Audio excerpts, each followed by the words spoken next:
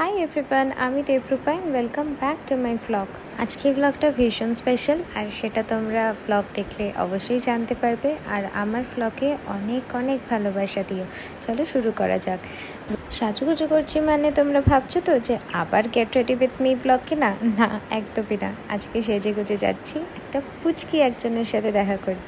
আর তোমরা দেখতেই পাচ্ছ ভিডিওতে যে আমি কতটা এক্সাইটেড।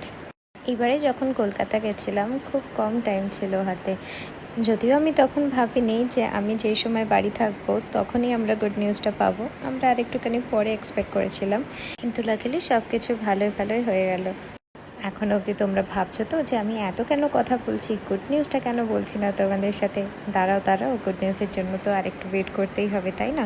চলো, এবার রেডি হয়ে গেছি আর এবার আমরা যাচ্ছি এখন হসপিটালে ছোট্ট বেবির সাথে দেখা করতে। সকালে পাপা আর দাদা অলরেডি দেখা করেছিল, তো আমরা সবাই মিলে মা কাকি মিলে দুপুরবেলা যাচ্ছিলাম। আর এই হলো আমাদের ছোট্ট সোনা। আমরা খুব খুব খুব খুশি ওকে আমাদের সবার সাথে পেয়ে। আমরা সব বোনেরা আর ইভেন আমার বৌদিদি মিলে সবাই উইশ করেছিল যাতে মেয়ে হয়, আর মেয়েই হয়েছে। তো আমরা আরও বেশি হ্যাপি, মানে ডাবল সেলিব্রেশন আর কি।